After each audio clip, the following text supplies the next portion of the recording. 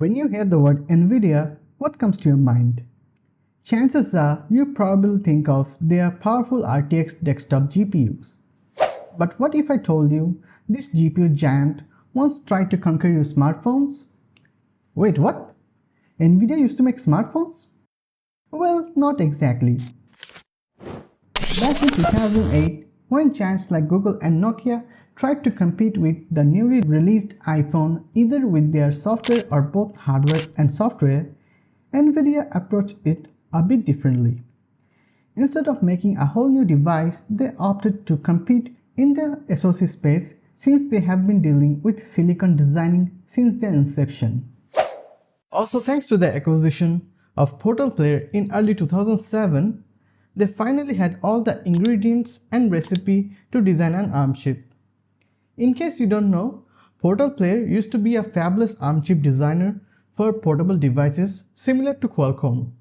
Also, fun fact, their SoCs were actually featured in few iconic products like first few generations of iPod Classic, iPod Mini, and the first iPod Nano.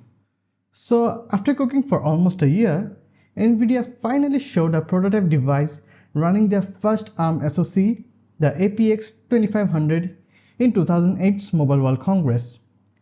With their prototype device, they showed few demos of impressive 3D UI, highlighting their GPU-centric approach. It was targeted mainly towards Windows phones.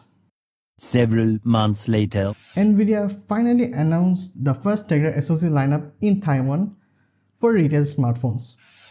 The lineup included Tegra APX 2500, Tegra 600, and 650. But these SoCs were never used in any commercial smartphones. It wasn't until 2009 that we saw a commercial device featuring Tegra SoC. The first device to feature a Tegra SoC was the Microsoft Zune HD. If you are unfamiliar, the Zune HD was Microsoft's answer to the iPod Touch, doing almost everything a smartphone could except calling. This device featured a Tegra APX 2600 SoC, which was released in that same year as the successor of the APX 2500. Soon after, Microsoft launched the Keen phones, the first actual phone to feature a Tegra SoC. But unfortunately, both Zune HD and Keen phones were a massive flop. Despite this rough start, NVIDIA had a breakthrough in 2011 with the Tegra 2 SoC, the first dual-core SoC in any smartphone. It stood out, enabling 1080p video recording for the first time in a smartphone. The LG Optimus 2X was the first phone to feature it. Brands like Motorola and Samsung quickly adopted NVIDIA SoCs in their smartphones. Remember the Motorola Atrix? The phone could be used as a laptop with a dock, kind of like Samsung DeX. But unlike DeX, it ran a full version of Firefox on a custom version of Linux-based OS. It was pretty mind-blowing for the time. But NVIDIA didn't stop there. In 2012, they launched the Tegra 3, the first quad-core processor in a smartphone. It debuted in the HTC One X. A beefed-up version powered the first Windows on ARM device, the Microsoft Surface RT. Yes, Windows on ARM is a lot older than many people think. NVIDIA even launched their gaming-focused tablet, the Shield, featuring Tegra 4 in 2013. The Tegra 4 was a beast, with a whopping 72-core GPU, 6 times more powerful than Tegra 3, while consuming 45% less power. But in 2014, NVIDIA suddenly announced that they would no longer focus on smartphones. So what happened? Well, it boils down to a few reasons. First being intense competition. Despite pioneering dual-core and quad-core chipsets, their performance wasn't significantly better than Qualcomm's. In a CNET interview, Jensen Huang admitted that smartphones became commoditized quickly than their expectation, making price the only key differentiator. NVIDIA couldn't compete with the new affordable competitors like MediaTek, which offered chipset for budget smartphones. This philosophy of NVIDIA is relevant even today. Rather than focusing more on consumer-grade GPU, they focus more on high-quality industrial-level GPUs because, unlike consumer GPU, they don't have any competition in that space. So, their not-so-exceptional performance coupled with their expensive offerings made Qualcomm a more attractive choice for the manufacturers.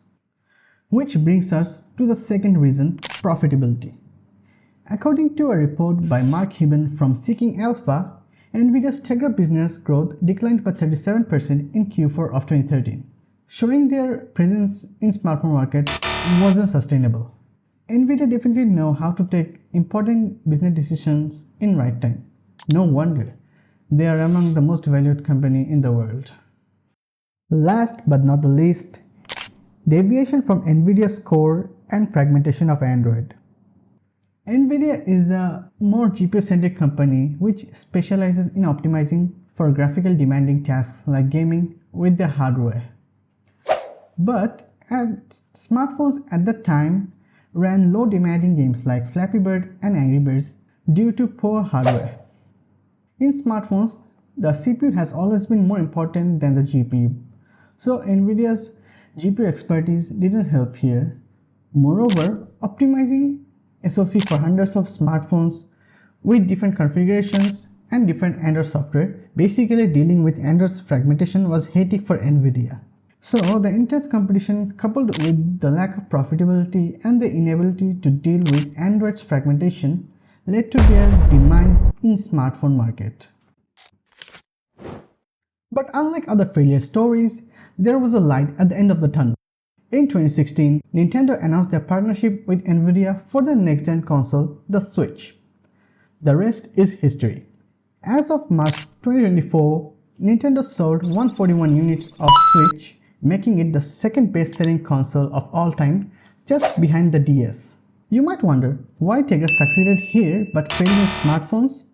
The reasons for failure in the smartphone space were also the reasons for the success here.